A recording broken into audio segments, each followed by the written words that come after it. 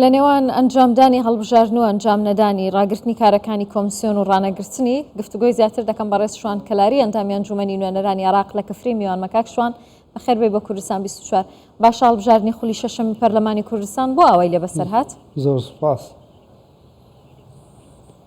بەڵێ من لە کەلارەوە لەگەڵتانم لە کەلارەوە باشە. بەڵێ خۆی هەموو لایەک خەڵکی کوردستان و حزبە سیاسیەکانیش هەتا عێراقیش وەکو دەوڵەت ئەوانەی متابعەی بارودۆخی هەرێمی کوردستانەکەن فاکتەرەکانی گەیشتنی بارودۆخەکە بەم ڕۆژە باشە یعنی ئەزانن بە تایبەتی ئەو حیزبانەی ئەمڕۆ بەیانامە دەرەکەن و فۆکسیان خستووەتە سەر تەخیربوونی انتخابات لە دەی شەش ئەو حیزبانە باشە زانن سەرۆکی پەرلەمانی کوردستان لە ڕابردووە بۆچی نەهێشت پەرلەمان کۆ بێتەوە خۆ حیزبانە باش لە بیریانەوە خۆشیان ناو پەرلەمان بوون هێرش کراوە سەر ستەیجی پەرلەمان و ئەندام پەرلەمان هەبوو ئەوید من چەکوشەکەم بردووە و یەکی ئەوی من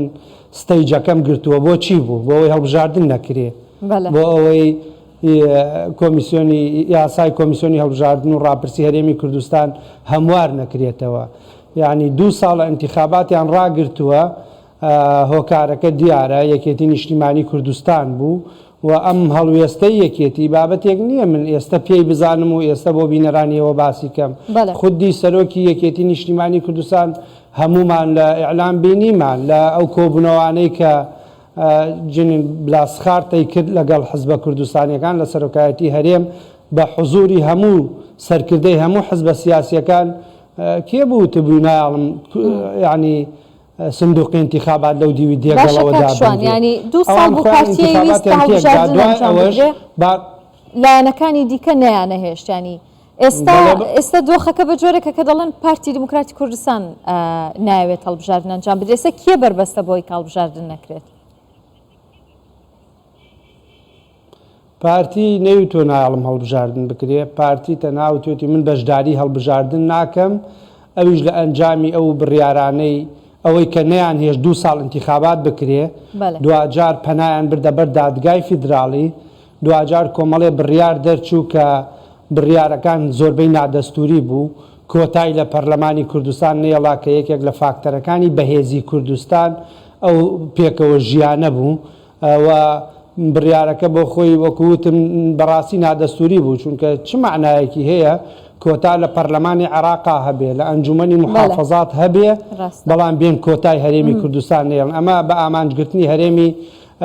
کوردستان بووە دوای ئەوان ئەو شینە ئەو کێشە بۆ کۆتا لە هەرێمی کوردستان دروستەکەن باشە بۆ انتخاباتی پێشووی پەرلەمانی عێراق لە ساڵی 2021 کۆتای مەسیحی 5 کورسی بوو چواریان ڕێیانکردانی بردی ئەزانی بە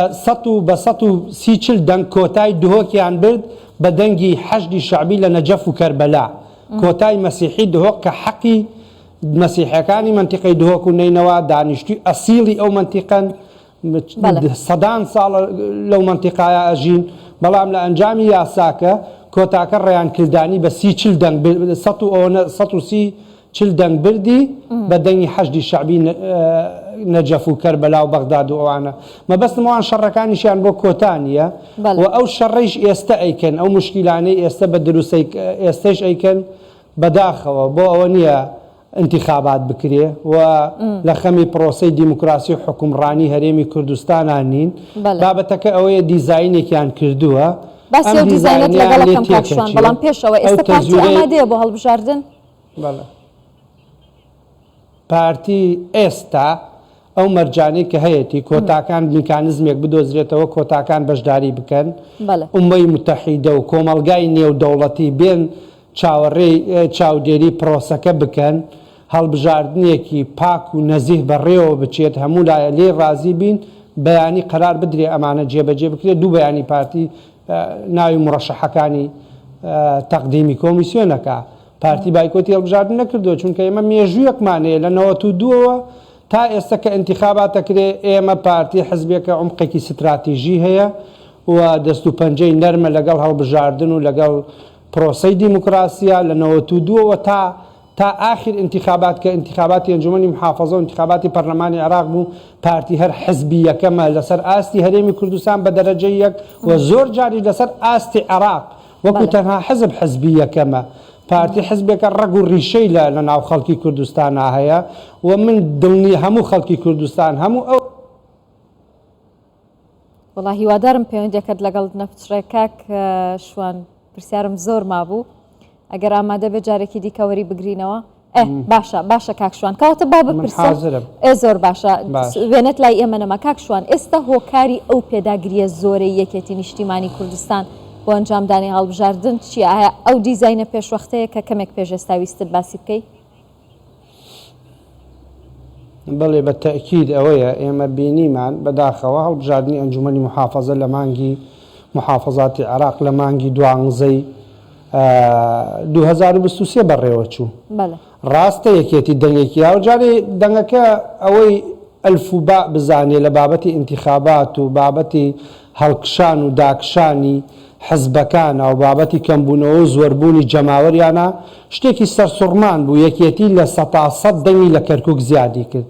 یان چ لۆژیکێکە بەڕاستی لە انتخاباتەکانی پێشوو کە ئێمە گوم هەر ئەو دیزاینەی زووە ئێستا گومانمان لێ هەیە بەکام لۆژیک یەکێتی یەکەم بێ لە حەویجە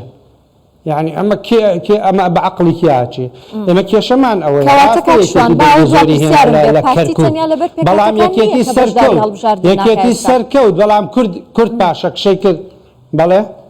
یعنی کەواتە ئێستا پارتی تەنیا لەبەر پێکاتەکان نییە کە ناوێ بەشداری هەڵبژاردن بکات ناخ پێکاتەکان خاڵێکە ئێمە کێشەمان لەگەڵ